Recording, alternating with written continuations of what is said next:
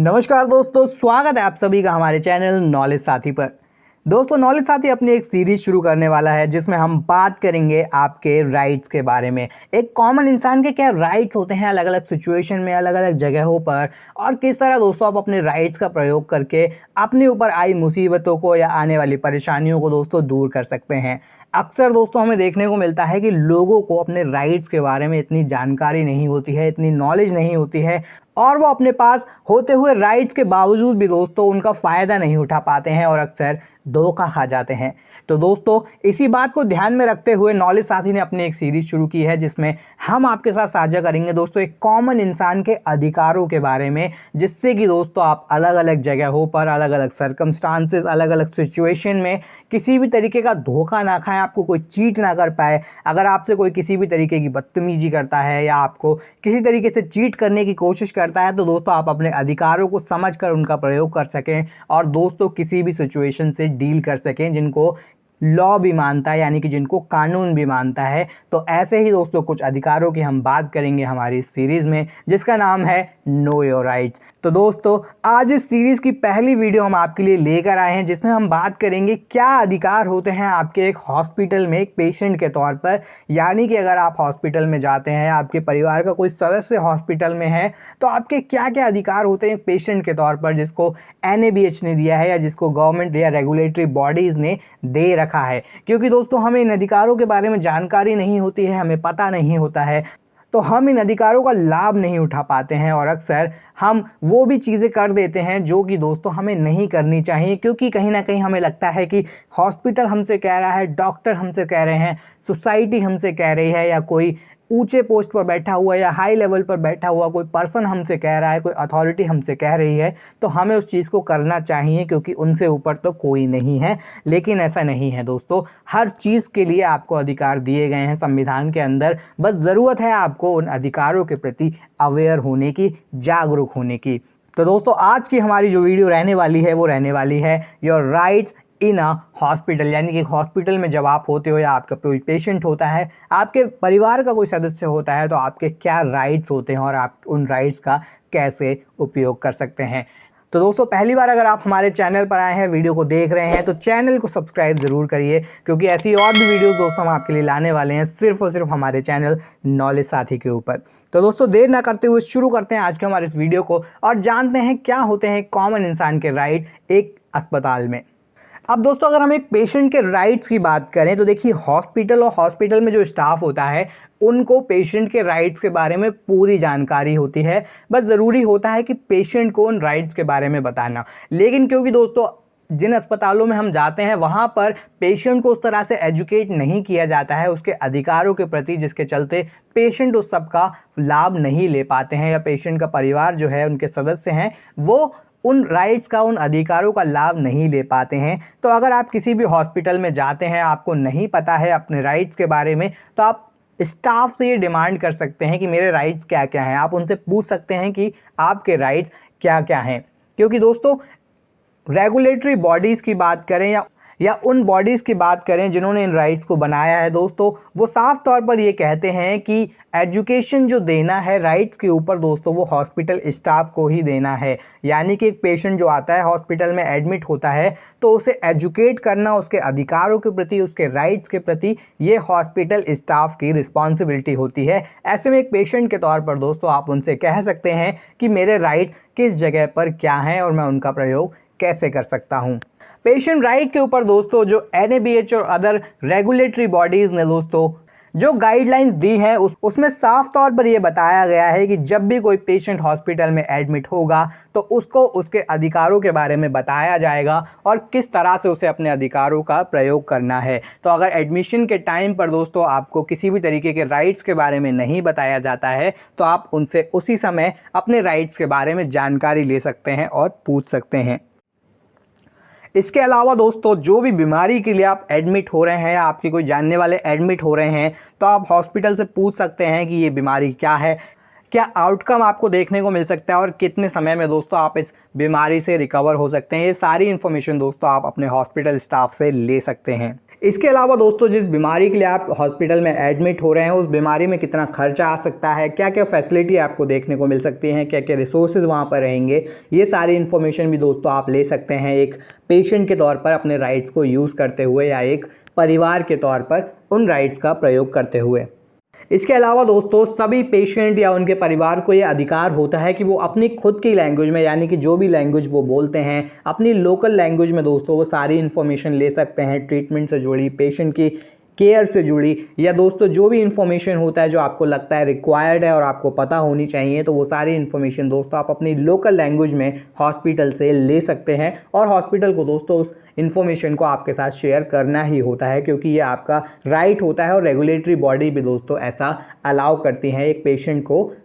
इसके अलावा हमेशा ध्यान रखिए दोस्तों, किसी भी प्रोसेस या किसी भी प्रोसीजर को शुरू करने से पहले इंश्योर करिए कि आपके सिग्नेचर वहाँ पर लिए जाते हैं, और सिग्नेचर दोस्तों उसी लैंग्वेज में लिए जाते हैं जिस लैंग्वेज को आप समझते हैं। ऐसा ना हो दोस्तों कि आपसे किसी और लैंग्वेज में सिग्नेचर लिए जाते हैं और आपको बताया कुछ और जाता है। तो दोस्तों जब भी कोई प्रोसेस शुरू होता है, जब भी कोई ट्रीटमेंट शुरू होना होता है, उससे पहले आपसे साइन कराए जाते हैं, तो उसको आप प्रॉपरली पढ़िए ज़रूर, क्योंकि कई बार दोस्तों आपको बताया कुछ और जाता है और आपसे साइन किसी और पेपर पर कराए जाते हैं।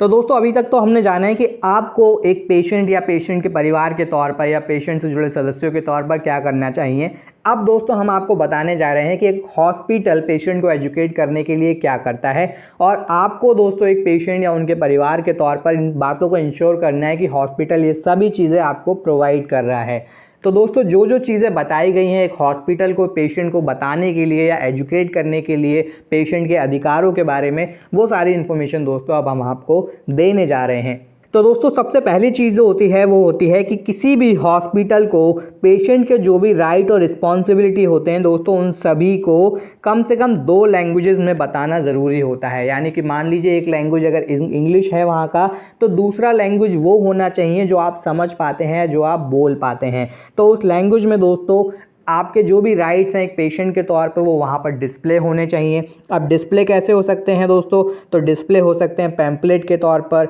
या वहाँ पर कोई एक होर्डिंग लगा हुआ हो सकता है, या कोई बोर्ड हो सकता है, कोई पेपर हो सकता है, तो वो डिस्प्ले होना ज़रूरी है। अब डिस्प्ले कहाँ कहाँ पर आपको देखने को मिल सकते हैं दोस्तों ये होर्डिंग, तो ये आपको देखने को मिल सकते हैं दोस्तों एंट्रेंस पर देखने को मिल सकते हैं, रजिस्ट्रेशन जहाँ होता है रजिस्ट्रेशन सेंटर पर देखने को मिल सकते हैं, बिलिंग कॉर्नर में देखने को मिल सकते हैं, आउट पेशेंट एरिया होता है वहाँ पर आपको देखने को मिल सकते हैं। तो दोस्तों जो भी पेशेंट के राइट और रिस्पॉन्सिबिलिटी होते हैं ये हॉस्पिटल में आपको इन जगहों पर अपनी लैंग्वेज में या बाइलिंगुअल लैंग्वेज जो होता है दोस्तों उसमें देखने को आपको मिल जाते हैं। तो इंश्योर करिए दोस्तों राइट्स वहाँ पर प्रॉपरली बताए गए हैं आपको कि आपके क्या क्या राइट्स और आपको उनका प्रयोग कैसे करना है। इसके अलावा दोस्तों जो हॉस्पिटल को इन्फॉर्मेशन आपको प्रोवाइड करनी होती है वो होता है कम्युनिकेशन का प्रोसेस। यानी कि अगर आप एक पेशेंट हो या पेशेंट के साथ में दोस्तों अगर आप वहाँ पर मौजूद हैं और आपको कम्युनिकेट करना है हॉस्पिटल के किसी भी स्टाफ से, तो आप कैसे कर सकते हैं। तो वहाँ पर दोस्तों हॉस्पिटल को जो चीज़ें साफ तौर पर बताई गई हैं वो ये हैं कि जो भी कम्युनिकेशन का मेथड है या जो भी तरीका है दोस्तों वो साफ तौर पर दोनों लैंग्वेज में वहाँ पर अवेलेबल होना चाहिए। एक दोस्तों इंग्लिश में होना चाहिए, दूसरा वो लैंग्वेज जो वहाँ पर उस प्रॉपर एरिया में बोली जाती हो, उस पर्टिकुलर एरिया या रीजन में बोली जाती हो। तो दोनों लैंग्वेज में दोस्तों वो इन्फॉर्मेशन होनी ज़रूरी है कि कम्युनिकेट आपको कैसे करना है।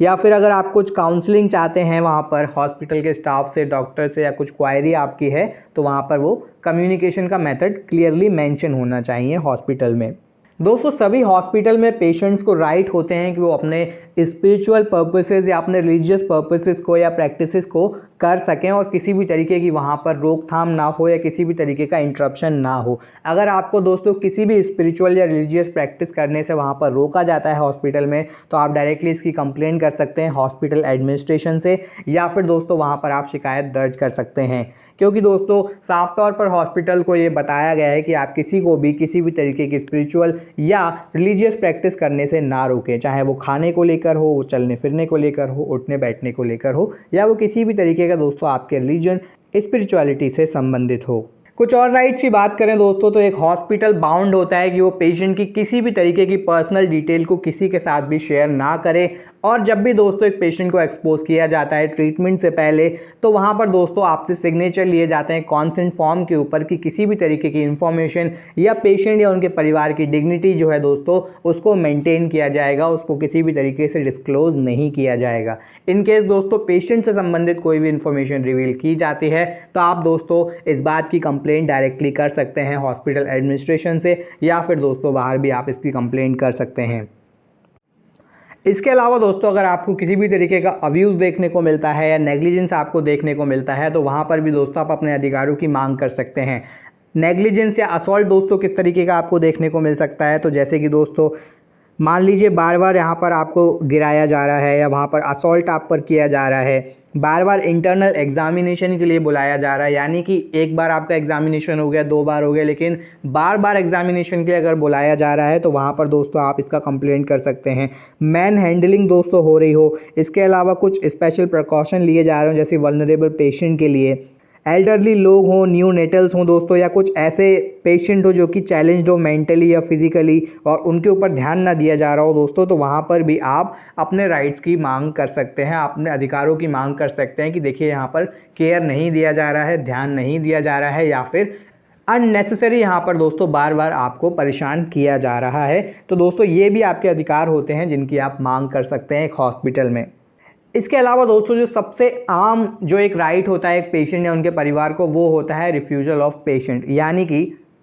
Refusal of treatment. यानी कि मान लीजिए आप उस हॉस्पिटल में ट्रीटमेंट नहीं कराना चाहते हैं लेकिन डॉक्टर जो है या मैनेजमेंट है वो आपको इंसिस्ट कर रहा है नहीं आप ट्रीटमेंट कराइए, तो वहाँ पर आप साफ तौर पर मना कर सकते हैं कि हमें यहाँ पर ट्रीटमेंट नहीं कराना है और हम पेशेंट को डिस्चार्ज कराना चाहते हैं। ऐसे में दोस्तों एक हॉस्पिटल को पेशेंट को डिस्चार्ज करना ही होता है, क्योंकि उन्हें कोई भी ऐसा अधिकार नहीं होता है कि वो ज़बरदस्ती एक पेशेंट को रोक कर रखें उनकी मर्जी के खिलाफ। तो अगर दोस्तों आप किसी हॉस्पिटल में ट्रीटमेंट नहीं कराना चाहते हैं तो वहाँ पर आप हॉस्पिटल मैनेजमेंट से परमिशन लेके पेशेंट का डिस्चार्ज करा सकते हैं। ट्रीटमेंट के समय दोस्तों कुछ ऐसी कंडीशन भी होती हैं जहां पर हॉस्पिटल मैनेजमेंट को या हॉस्पिटल स्टाफ को पेशेंट के परिवार से मंजूरी लेना ज़रूरी होता है। क्या वो कंडीशन होती हैं दोस्तों? ऐसी कंडीशन में हमें देखने को मिलता है for example transfusion of blood, यानी कि ब्लड या दोस्तों पेशेंट को ब्लड चढ़ाया जाना है या ब्लड वहाँ से लिया जाना है किसी पेशेंट से, तो वहाँ पर मंजूरी लेना ज़रूरी होता है। कॉन्सेंट फॉर्म पर दोस्तों आपसे सिग्नेचर लिया जाता है। उसके अलावा अगर किसी पेशेंट को एनेस्थीसिया दिया जाता है, किसी पेशेंट की सर्जरी होनी हो, किसी तरीके का रिसर्च पेशेंट पर किया जाना हो for protocol any other invasive method, high risk procedure दोस्तों वहाँ पर किए जा रहे हों, या ट्रीटमेंट अगर पेशेंट का शुरू करना हो तो वहाँ पर पहले आपसे मंजूरी ली जाती है सिग्नेचर एक रिटन फॉर्म में। अगर दोस्तों ऐसा कुछ नहीं होता है, आपसे किसी भी तरीके की परमिशन नहीं ली जाती है, कॉन्सेंट फॉर्म पर साइन नहीं लिया जाता है, तो वहाँ पर डायरेक्टली आप हॉस्पिटल से इस बारे में पूछ सकते हैं, इस बारे में बात कर सकते हैं कि आपसे इस बारे में क्यों नहीं पूछा जा रहा है या आपसे परमिशन क्यों नहीं ली गई। एक पेशेंट के तौर पर दोस्तों अगर आपको किसी भी तरीके का कंसर्न वहाँ पर फेस करना पड़ता है या आपको किसी भी तरीके का प्रॉब्लम हो रहा है या दोस्तों आप किसी पॉइंट को लेके किसी बात को लेके परेशान हैं, तो वहाँ पर आप अपनी कंप्लेंट को भी रेज़ कर सकते हैं। कंप्लेंट रेज़ करने के लिए भी दोस्तों हॉस्पिटल को यहाँ पर बोला जाता है कि अगर कोई पेशेंट किसी भी तरीके की कंप्लेंट को रेज़ करना होता है तो वहाँ पर एक हॉस्पिटल को पेशेंट को या पेशेंट के परिवार को किस तरह गाइड करना है। तो मान लीजिए दोस्तों ऐसी कोई भी बात है जो आपको अच्छी नहीं लग रही है हॉस्पिटल से संबंधित, ट्रीटमेंट से संबंधित, या आप किसी बात को लेकर कंसर्न है, तो वहाँ पर आप हॉस्पिटल एडमिनिस्ट्रेशन या मैनेजमेंट से डायरेक्टली बात कर सकते हैं कि आपको इस तरह का इशू यहाँ पर हो रहा है और आप इसके अगेंस्ट में दोस्तों कंप्लेन को रेज करना चाहते हैं।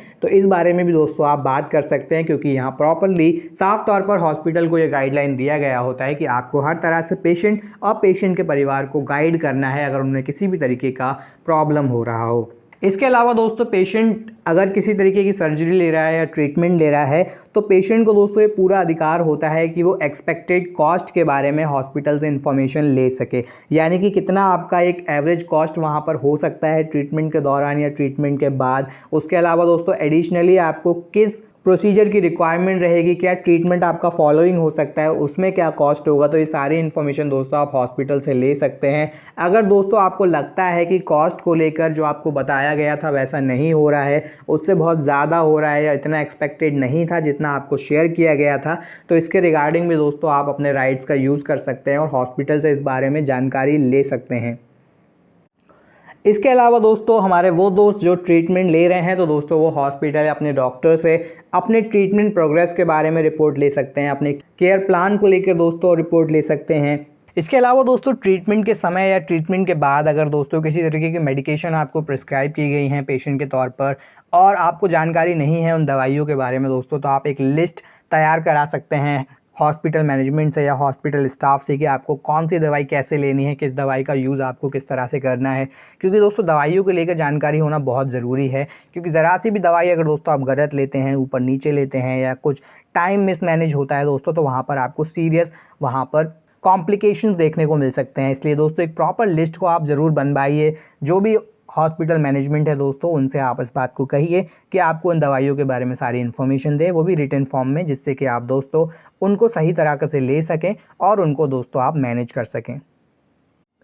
दवाइयों के साथ साथ दोस्तों आप इस बात की भी जानकारी रखिए कि जो दवाई आप ले रहे हैं उसके साथ में आपको क्या खाना है और क्या नहीं खाना है। क्योंकि दोस्तों दवाइयों की जानकारी तो आपने ले ली, लेकिन डाइट को लेकर अगर आप अवेयर नहीं होते हैं तो वहाँ पर फिर भी आपको दोस्तों सीरियस कॉम्प्लिकेशन देखने को मिल सकते हैं। ऐसे में दोस्तों दवाइयों की लिस्ट के साथ साथ डाइट की भी लिस्ट आप वहाँ पर लीजिए हॉस्पिटल मैनेजमेंट या हॉस्पिटल स्टाफ से कि किस दवाई के दौरान आपको कौन सी डाइट लेनी है, किन चीज़ों को खाना है, किन चीज़ों को खाने से बचना है और कितने समय तक दोस्तों आप इस फूड को या इस डाइट को आपको अपनाना है, जिससे कि आपका ट्रीटमेंट जो है वो सक्सेसफुली कंप्लीट हो सके। इसके अलावा दोस्तों आपको ये भी हॉस्पिटल स्टाफ से जानना चाहिए कि दोस्तों किसी बीमारी को लेकर आपको क्या बातों का ध्यान रखना है। जैसे कि मान लीजिए कोई बीमारी है तो उसमें क्या प्रोसेस होता है, क्या कॉम्प्लिकेशन आपको देखने को मिल सकते हैं और बीमारी से बचने के लिए आपको क्या करना है। तो दोस्तों ये कई तरीके से किया जा सकता है। ये आपको बुकलेट के थ्रू बताया जा सकता है, वीडियो के थ्रू बताया जा सकता है, लीफलेट के थ्रू बताया जा सकता है। लेकिन दोस्तों एजुकेटेड होना बहुत ज़रूरी होता है किसी भी बीमारी को लेकर। इसमें और भी चीज़ें शामिल हो सकती हैं, जैसे कि लाइफस्टाइल मॉडिफिकेशन, आपको अपनी जीवन शैली में क्या परिवर्तन करने की ज़रूरत है, डाइट में आपको क्या चेंज करने की ज़रूरत है, इम्यूनाइजेशन दोस्तों कहाँ पर ज़रूरी है, इम्यूनाइजेशन वहाँ पर बहुत ज़्यादा ज़रूरी हो जाता है। तो ये सारी इन्फॉर्मेशन भी दोस्तों आपको ज़रूर लेनी चाहिए एक हॉस्पिटल से जब भी जहाँ से आप ट्रीटमेंट ले रहे हों। इसके अलावा दोस्तों हेल्थ केयर एसोसिएटेड इन्फेक्शन के बारे में आपको जानना चाहिए, यानी कि हमारे वो दोस्त जो हेल्थ केयर से संबंधित हैं, हेल्थ केयर में काम करते हैं, वो इसके बारे में जानते हैं। दोस्तों हेल्थ केयर एसोसिएटेड इन्फेक्शन क्या होता है दोस्तों, HCI के नाम से दोस्तों इसको जाना जाता है। और इससे बचने के लिए आपको क्या तरीके अपनाने चाहिए, तो आपको हैंड वॉश करना चाहिए, ओवर क्राउडिंग बचना चाहिए। जैसे कि अभी आप जानते ही हैं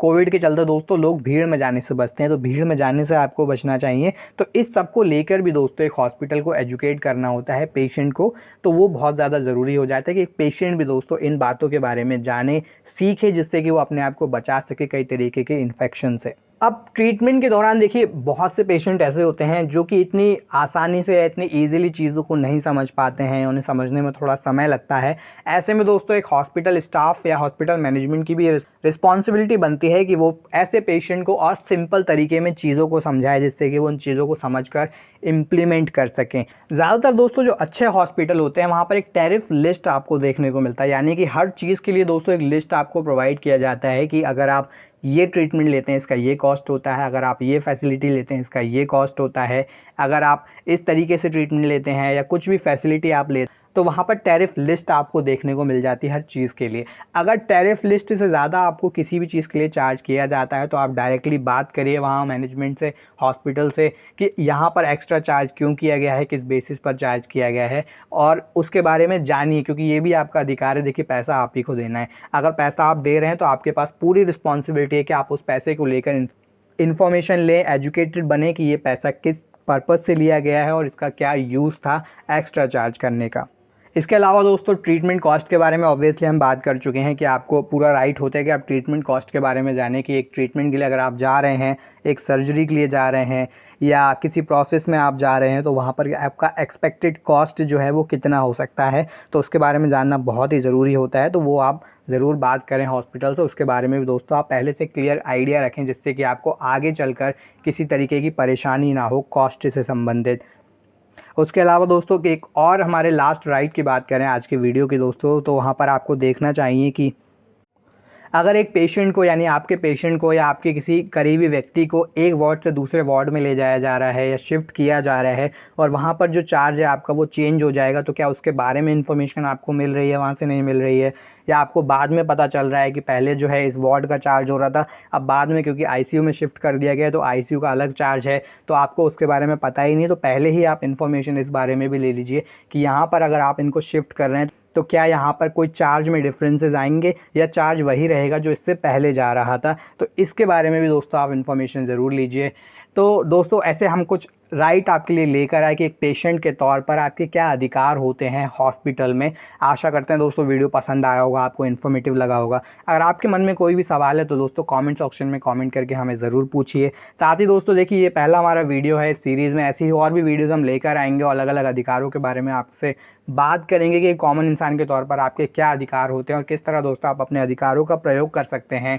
अपनी कई सारी सिचुएशन को चेंज करने के लिए, कई सारे अधिकारों का लाभ उठाने के लिए। पहली बार वीडियो को देख रहे हैं तो वीडियो को लाइक और शेयर ज़रूर करें और जुड़ें हमारे चैनल नॉलेज साथी के साथ ऐसी ही और भी वीडियोज़ को पाने के लिए। वीडियो में आप सभी हमारे साथ अंत तक जुड़े रहे, उसके लिए आप सभी का धन्यवाद।